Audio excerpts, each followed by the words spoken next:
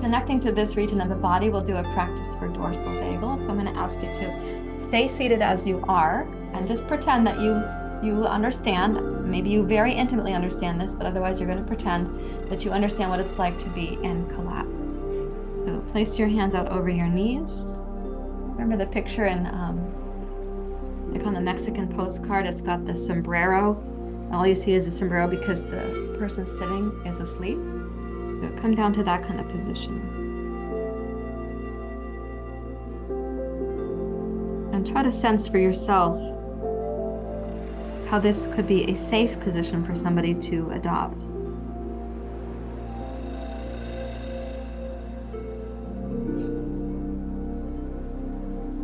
What might feel comforting to someone to be here?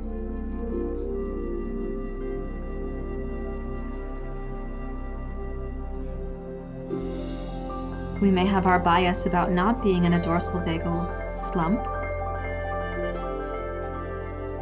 But right now we're just going to feel into what might this be like in terms of it becomes a resource for people to go to, a place that they may even default into. Let the posture come a little more forward until you are placing your hands at the small of your back, and you can bow forward until your head touches something, a blanket, a block, or the floor.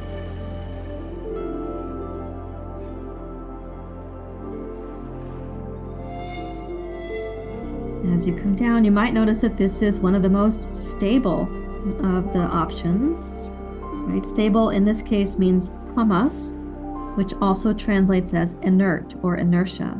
So there's a kind of inertia in this position, a tamasic expression.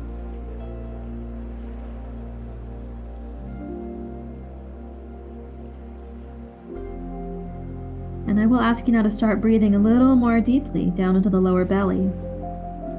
Encourage the breath to come into the back hemisphere of your waist, the sides of the torso.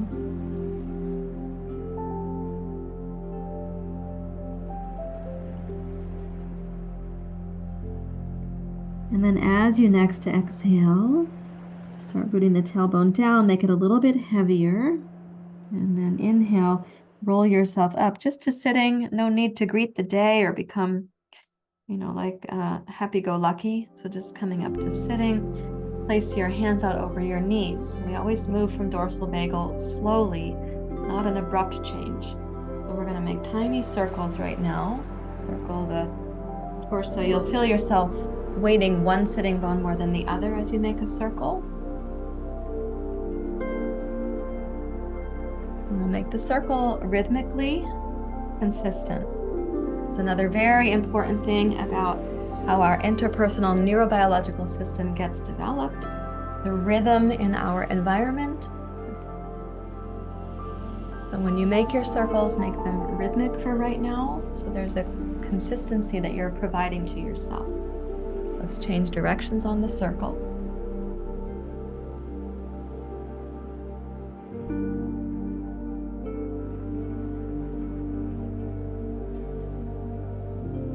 Now, just having circles in the torso is already a big deal.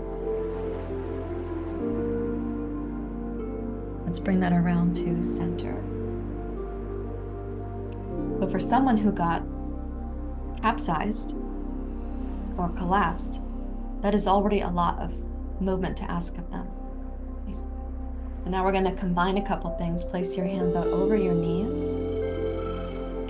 I would recommend you move your blanket away and then curl down into cat pose for the spine.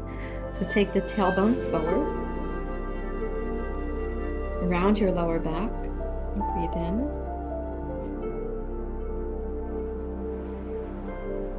Exhale. And then inhale, press against your knees, roll your torso forward, and then up.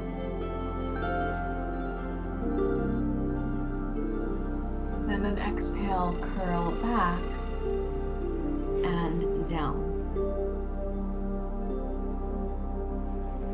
So inhale, come forward, press your hands against your knees, and rise up slow. And exhale, may go full circle really of the spine. So you're going to go back and down. And then inhale. You might think of leading with your nose. You come forward, then your heart, then the belly button, then open, including your throat. And then exhale, curl down. Now come up to the center and let's place the left hand over the right hand. So we had some abdominal circles a moment back. So think of how you were moving around the torso there. Let's exhale and come into cat pose. So aim your tailbone towards your right knee. And then inhale, glide forward through your nose, your heart, the belly button, look up. And exhale, round your spine as if you could back up, but the hands are firm on your knees, so you can't go back that far.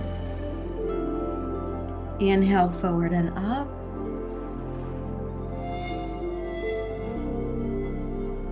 And exhale, rounding the spine, gaze inward, go inward. One more time, inhale, forward and up. And exhale, curl down and in. Two hands on the knees, round your back. Inhale up to center.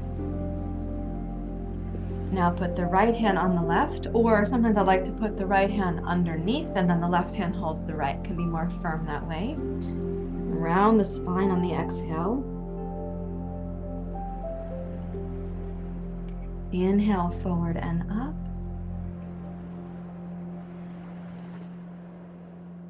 Exhale, rounding down, broaden the back of your waist. Inhale, lead with your chin, and then your throat, and then your heart, and the belly button. And exhale, curl down.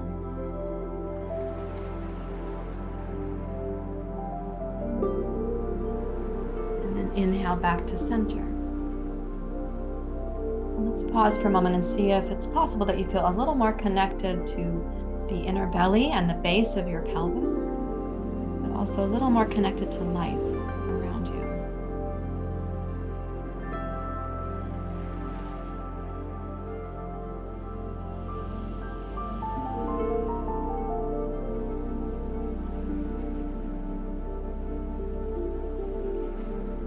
Okay, let's take a seat on a blanket. And in this seat, put the soles of the feet together. It's Baddha Konasana, like this. All right, so in Baddha Konasana, you can hold onto the toes if you like, or you can hold your ankles. Press the knees out to the sides of the room. Hold firmly on whatever you're holding on to, and bring the chin down. Broaden the back of the body while you're sitting upright. Breathe in. And then exhale and come forward. And keeping the chin down towards the throat for now. Inhale, raise up to your seat until your arms are straight. And then exhale, come forward. So in this case, we're keeping the gaze down. And one of the characteristics of a dorsal vagal collapse is gaze aversion. But right now we're keeping the gaze purposely down. So it gives permission for that and also gives direction for the eyes. We exhale to come forward and down. Of course, that increases the stretch with the inner thighs. Inhale, rising up to your seat is going to increase the sense of verticality of the spine. And exhale one more time to come forward. Now this time as you inhale, last time to come up and simply upright. Now we're going to add this. Inhale, lift your heart, lift your gaze, look up. Exhale, turn right and look down. Inhale, gaze right and up. So immobilizing the body is also, exhale, go left and down. It means that we aren't moving the head about. And let's continue here. Inhale to go up. Since we aren't lizards, we don't have eyes on the sides of our head. Exhale down to the right. So when we go into a collapse and we have that tunnel vision, we have immobilized not just the body, but also our ability to sense the world around us and to see around us. So this is a vagal tone activity using your neck, your throat, and your eyes. You inhale up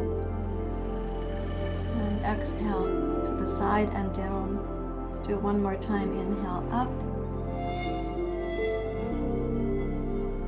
and exhale side and down. And then return to center and see if you can sit comfortably in Baddha Konasana.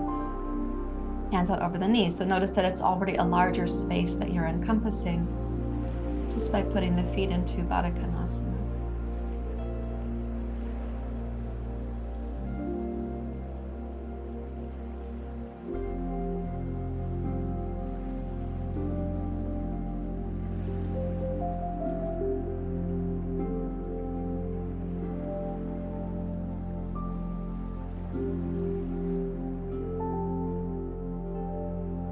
And then let's bring the feet and knees up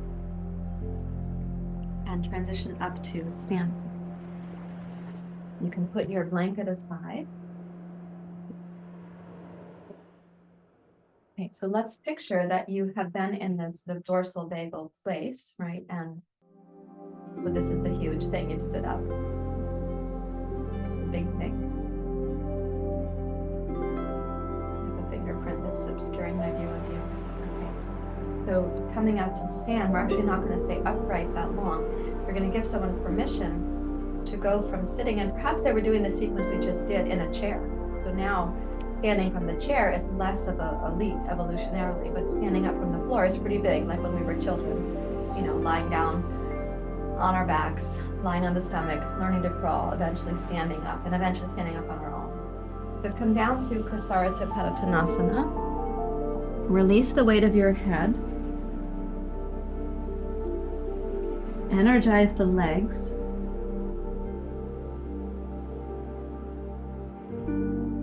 Now in this downward forward bending, we are intentionally going inward and downward. So it cultivates tamas, but it keeps a person who's been in dorsal vagal a little closer to their preferred reflex. We're going to use this model of gently awakening from dorsal vagal towards ventral vagal. So in the same way that we were just moving the head about in the pose we were doing seated, let's just allow the head to make some gentle circles. Like looking over to your right, over to your left, giving the head a circle in the same way we had the belly making circles earlier. Release unnecessary tension or holding. You might even stretch the tongue out or open the jaw.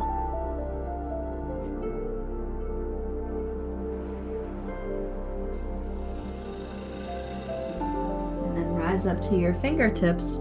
And as you come up to your fingertips, look down at the space between your hands and consider that to be the center spot.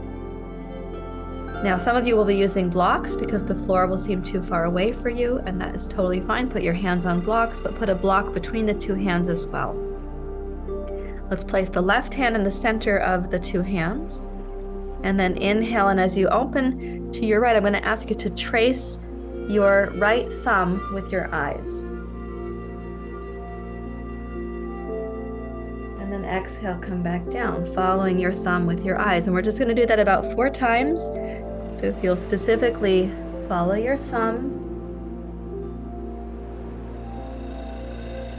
that means that the space beyond your thumb is a little bit blurry right now. Keep the legs stable and the body strong. Move with the rhythm of your breathing.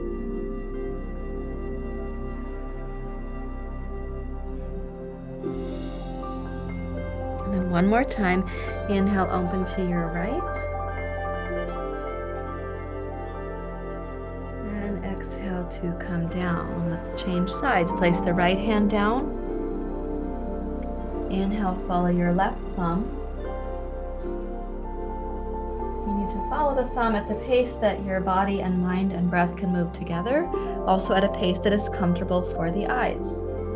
The background's going to be blurry. Anything beyond your thumb will be a little bit blurry. That's appropriate. We'll do this 3 times more.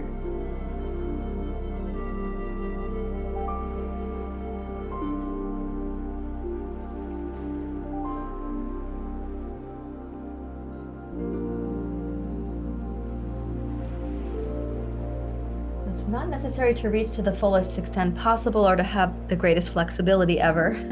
We happen to be using this position because we're in a yoga practice and it's really nice to bring some energy and aliveness to the body.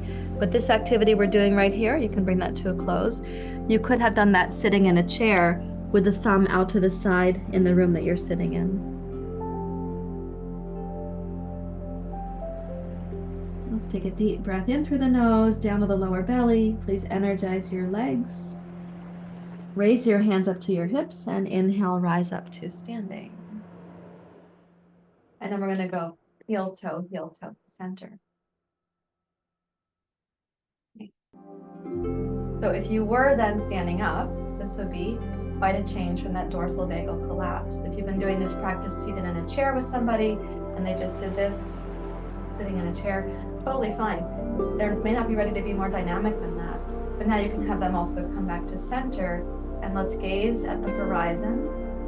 And when you're gazing out at the horizon, without having to move the eyes, begin sensing the space around you. It's a really important brain activation that happens there. The gaze is forward at nothing, it's relatively still. And start sensing the surround. You're awakening part of your brain that has a social engagement network, a social engagement context.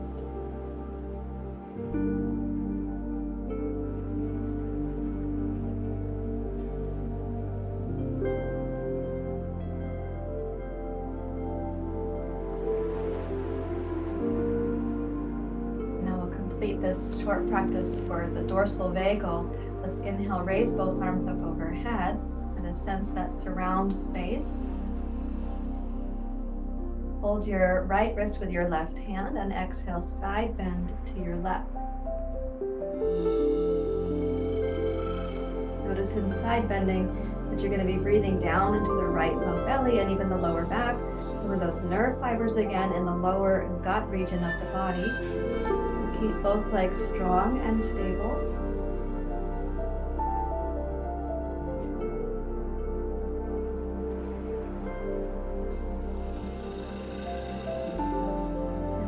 Inhalation, rise up to center. Hold your left wrist with your right hand, reach up. Next inhale, come over to your right. Keep both legs grounded and centered. Notice the opening you have in the left low belly. Sometimes what happens with dorsal vagal is a shutdown for the gut as well. It is called the gut-brain axis for a reason. So working with the colon does become important. Inhale up to center. Let's clasp the hands, press them up overhead. And exhale to the right. Inhale, center. Exhale, left. Inhale at your own pace. Exhale at your own pace. So having the arms overhead here and the fingers interlaced is also awakening the upper back, and that is the region of your sympathetic nervous system fibers. So it would be a good way to wake up your fight or flight if you had to. We could call that a sense of appropriate motivation, right? A sense of energy or vitality, some determination gets woken up. We don't want to wake that up into fight like aggressiveness or flight like dashing away or driving off into some mysterious sunset. And let's inhale, rise up to the tiptoes. And then exhale, take the arms out, sense the surround, and drop your heels down. Relax your arms and close your eyes.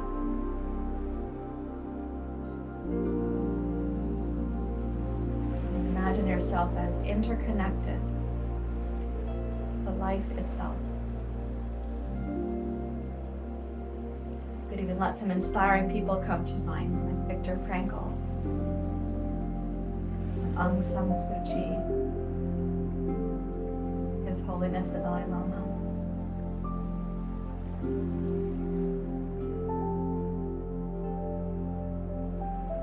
Inspire people who would root for you not to be just beholden to a painful past.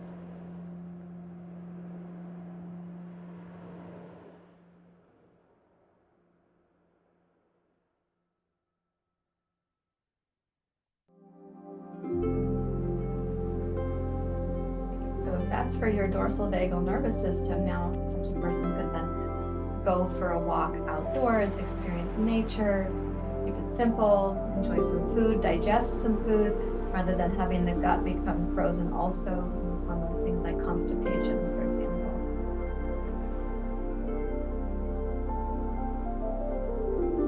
If you have questions or comments about the practice, please do leave those down below the video. I look forward to hearing from you.